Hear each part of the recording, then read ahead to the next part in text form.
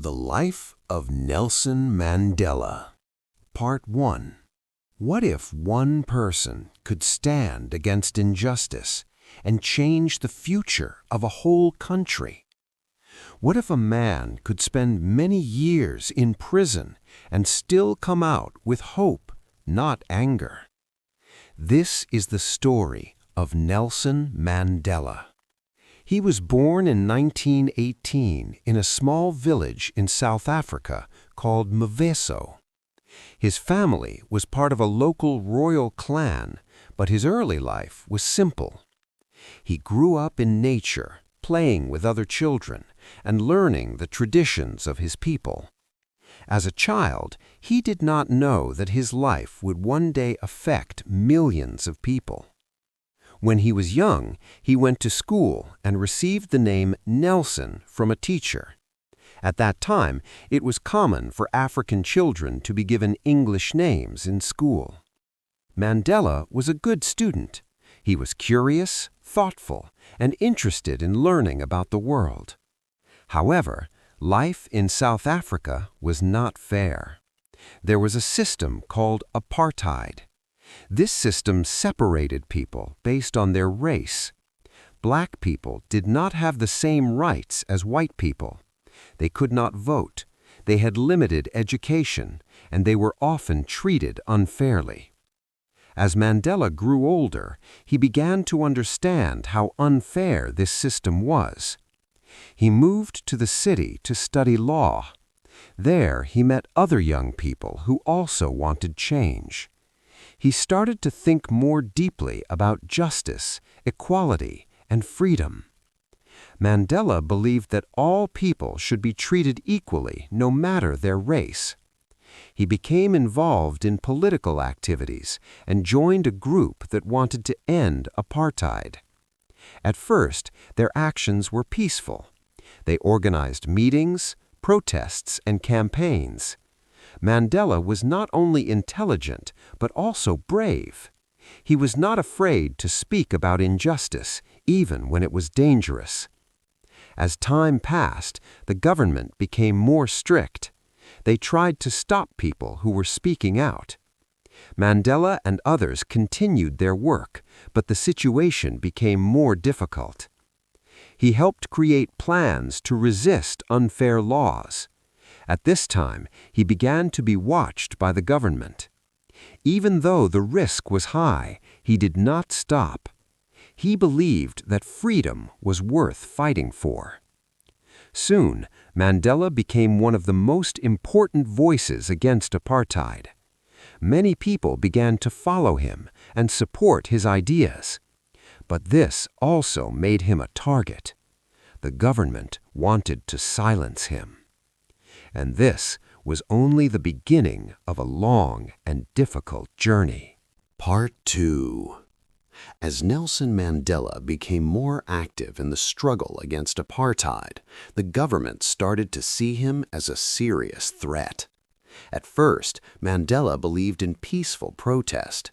He and his friends organized meetings and encouraged people to stand together. They wanted change without violence. But the government responded with force. Many peaceful protests were stopped and people were arrested. Some were even hurt or killed. This made Mandela and others question what they should do next. They began to think that peaceful protest alone was not enough. Mandela became part of a group that planned acts of resistance against the government.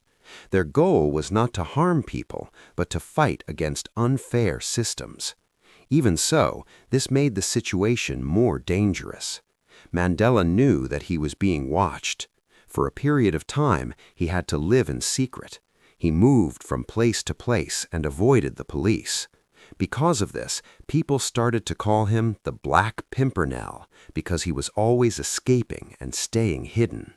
But this could not last forever. In 1962, Mandela was arrested by the government. This was a turning point in his life.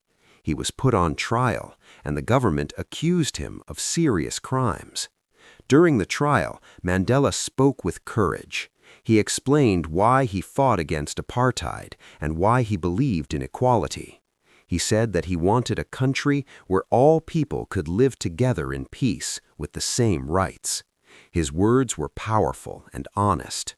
The court decided to send him to prison for life. This was a very difficult moment. Mandela was taken away from his family, his friends, and his work. He was sent to a prison on an island called Robben Island. Life in prison was very hard. He had to do physical labor every day. The conditions were strict, and prisoners were treated unfairly. Communication with the outside world was limited. But even in prison, Mandela did not lose hope. He continued to learn, to think, and to stay strong. He also supported other prisoners and helped them stay positive. Instead of becoming angry or bitter, he focused on patience and discipline. Over time, he became a leader even inside the prison. Guards and prisoners both began to respect him. Years passed, but Mandela did not give up his belief in justice and equality. Outside the prison, people around the world started to talk about him. Many called for his release. His name became a symbol of freedom. Even though he was behind bars, his voice was still powerful. And slowly, change began to grow. Part 3. Years passed, but Nelson Mandela remained in prison. Life on Robben Island was very difficult. The work was hard, the food was limited, and the conditions were not fair. Prisoners were treated differently based on their race, and this made life even harder. But Mandela did not let these challenges break him. Instead, he used this time to grow stronger in his mind and character. He read books, studied, and continued to learn about law and politics. He believed that knowledge was a powerful tool. Mandela also supported the other prisoners.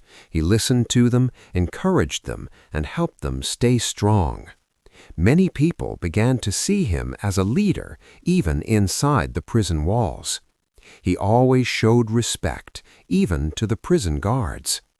Over time, some guards began to respect him too. Mandela believed that change could come through understanding, not only through conflict. Outside the prison, the world was changing. People in many countries began to speak out against apartheid. They organized protests, wrote letters, and asked for Mandela's release. His name became known around the world. Governments, leaders, and ordinary people all started to call for freedom in South Africa. Inside the country, more and more people joined the movement for equality. The pressure on the government grew stronger each year. After many years, the government began to understand that change was necessary. They started to have secret discussions about the future. Mandela, even in prison, became part of these conversations. He showed that he was not only a fighter, but also a man who wanted peace. He believed that the future of South Africa should include all people living together in equality.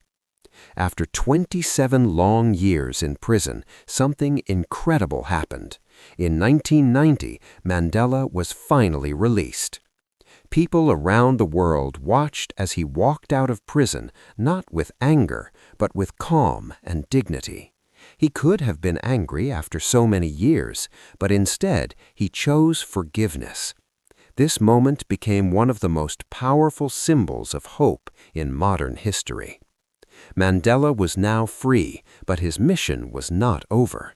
In fact, a new and even more important chapter was about to begin. Part 4. After his release in 1990, Nelson Mandela stepped into a new and very important role. He was no longer just a symbol of resistance. Now he had the chance to help build a new future for South Africa. The country was still divided. Years of apartheid had created deep problems between different groups of people. There was anger, fear, and a lack of trust. Many people expected Mandela to seek revenge, but he chose a different path. He believed that the future of South Africa depended on peace, forgiveness, and unity. Mandela began to work with leaders from different sides. He spoke with people who had once been his enemies. He listened, discussed, and looked for solutions. His goal was clear: to create a country where all people could live together with equal rights. In 1994, South Africa held its first democratic election where people of all races could vote. This was a historic moment. Millions of people stood in long lines to vote for the first time in their lives. It was a moment of hope and change. Mandela was elected as the first black president of South Africa. His leadership marked the end of apartheid and the beginning of a new chapter. As president, Mandela focused on bringing people together. He created programs to support equality and improve living conditions. He also supported the Truth and Reconciliation Commission, which allowed people to share their stories and seek healing. This was not easy. There were still many challenges, but Mandela continued to lead with patience and wisdom. One of the most powerful things about Mandela was his ability to forgive. After 27 years in prison, he chose peace over anger. This inspired millions of people around the world. After serving one term as president, Mandela stepped down. He believed in democracy and wanted to give others the chance to lead. Even after leaving office, he continued to work for peace, education, and human rights. He became a global symbol of courage, humility, and leadership. In 2013, Nelson Mandela passed away. People all over the world remembered his life and his message.